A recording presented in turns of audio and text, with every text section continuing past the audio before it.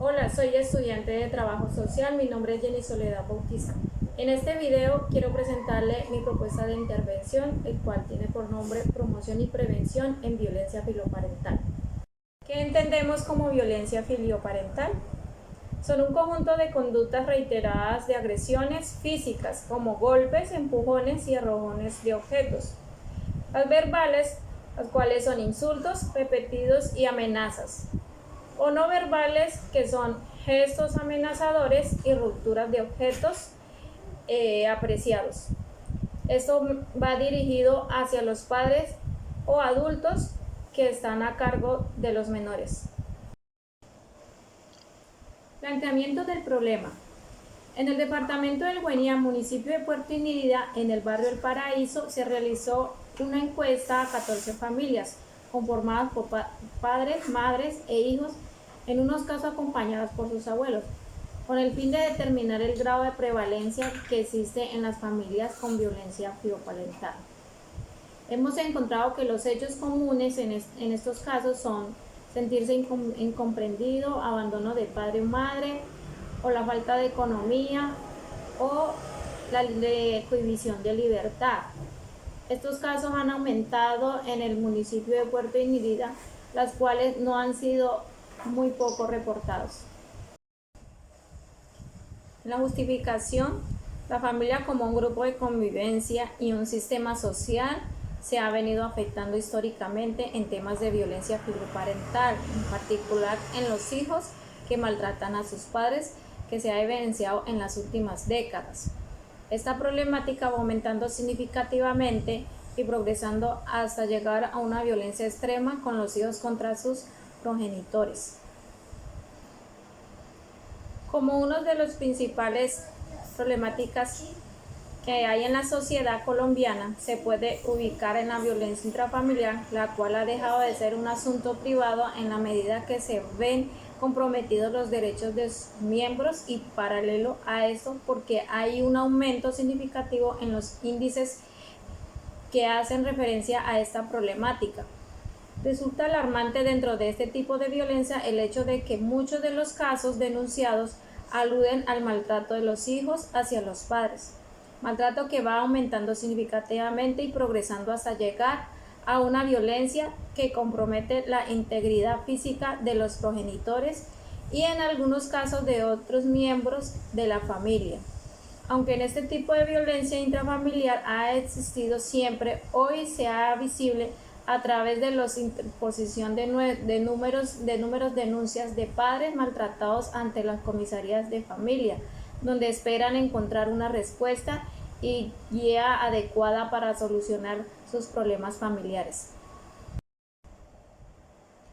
Como objetivo general tenemos que la prevención en violencia filoparental a través de la promoción de habilidades grupales y sociales. Y como objetivos específicos tenemos conocer las causas de la violencia filoparental, contribuir a la minimización de la conducta violenta, reconocer que la violencia es responsabilidad de todos y reconocer que el sufrimiento de diferentes miembros de la familia, y promocionar las habilidades interpersonales. Como marco legal tenemos la política de protección de la familia, las políticas, planes y programas propuestas por el Instituto Colombiano de Bienestar Familiar y por el Gobierno para la prevención y erradicación de la violencia intrafamiliar en Colombia. El proyecto de ley del 225 de 2008, por medio de la cual se establecen mecanismos institucionales eficientes para la atención de los procesos de violencia intrafamiliar y se fortalece a la capacidad institucional de las comisarías de familia. El Congreso de Colombia, la presente ley tiene por objeto: a. Garantizar y mejorar el acceso a las víctimas de violencia intrafamiliar a la justicia y a la administración, superando las barreras de la tramitología institucional, y lograr que las medidas adoptadas por las autoridades competentes de proteger los miembros de la familia sean eficaces. B.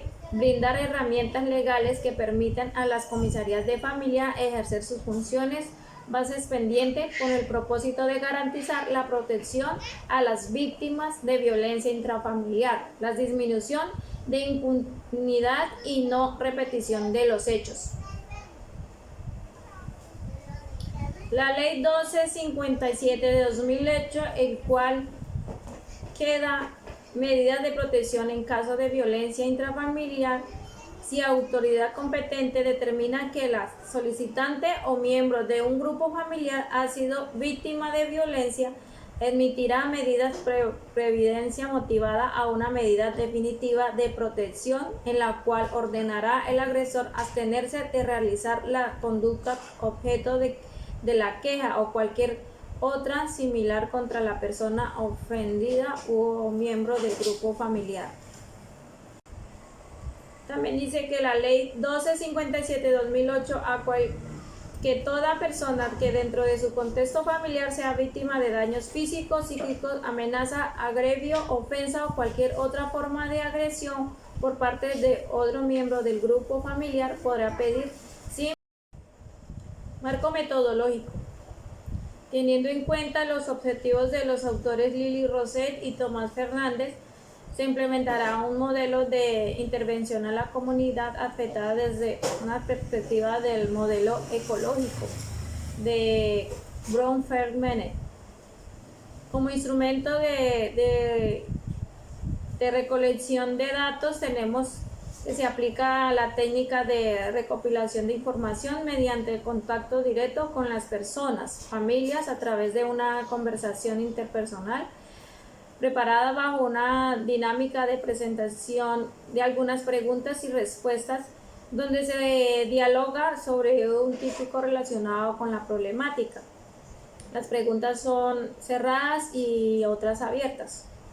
Son las entrevistas, se aplican a un miembro de su sistema parental de manera aleatoria. Bueno, las preguntas realizadas en esta propuesta de intervención fueron, como primera pregunta fue ¿ha sido víctima de la violencia filioparental? El cual conlleva a la siguiente pregunta, ¿cómo son las agresiones, ya sean verbales, físicas o psicológicas? ¿Cuál es la causa principal de la violencia? Y por último tenemos, ¿qué hace para evitar más agresión? En el desarrollo de las fases metodológicas según Lili Roset, tenemos la fase de toma de contacto, la segunda fase de estudio de investigación diagnóstico, la fase 3, fase de planificación, y la fase 4, fase de ejecución e intervención propiamente dicha, y la fase 5, que es la fase de evaluación. En la primera fase, que es la toma de contacto, definir el objetivo de las sesiones como la búsqueda del bienestar para todo en ausencia de violencia. Dejar claro que la violencia familiar de cualquier tipo no es aceptable. Aclarar que la función de los trabajadores sociales no es juzgar, sino ayudar. También es obtener la colaboración de todos los miembros de la familia. Fase 1, que es la fase de toma de contacto, es donde se recoge la información de las familias. También tenemos donde implicamos a todos los miembros de la familia que estén presentes, donde podemos crear un ambiente que favorezca a la comunicación, donde entremos en confianza, explorar el problema y las características de las interacciones familiares. Bueno, también tenemos la fase 2, que es la fase de estudio, investigación, diagnóstico. En esta fase iniciamos ya como tal el conocimiento metódico preciso y documentado, en el cual vamos a empezar a documentar todos los puntos que se van a hablar, las problemáticas que se expresan en cada situación, como explorar las conductas violentas y las relaciones familiares, valorar la existencia de pautas repetitivas en las relaciones a la conducta violenta, conocer el sufrimiento de los diferentes miembros de la unidad familiar, También como no realizar atribuciones de culpa, también formalizar un pacto de no violencia y también dejar que escrito que las promociones y habilidades se llevarán a cabo. Tenemos también la fase 3, que es la fase de planificación. Esta fase busca fomentar cambios en el funcionamiento familiar que sean incompatibles con la conducta violenta. Ampliarse las relaciones familiares, proponer alternativas a los problemas familiares y establecer un cálculo aproximado sobre el número de excepciones necesario. En esta fase tenemos como los puntos: explorar el sufrimiento que subyacen a la agresión. También tenemos la realización de un trabajo centrado en el control de impulso. O sea, en este punto se realizarán algunos conjuntos de actividades que van a concientizar a la persona o a la familia en el control de los impulsos.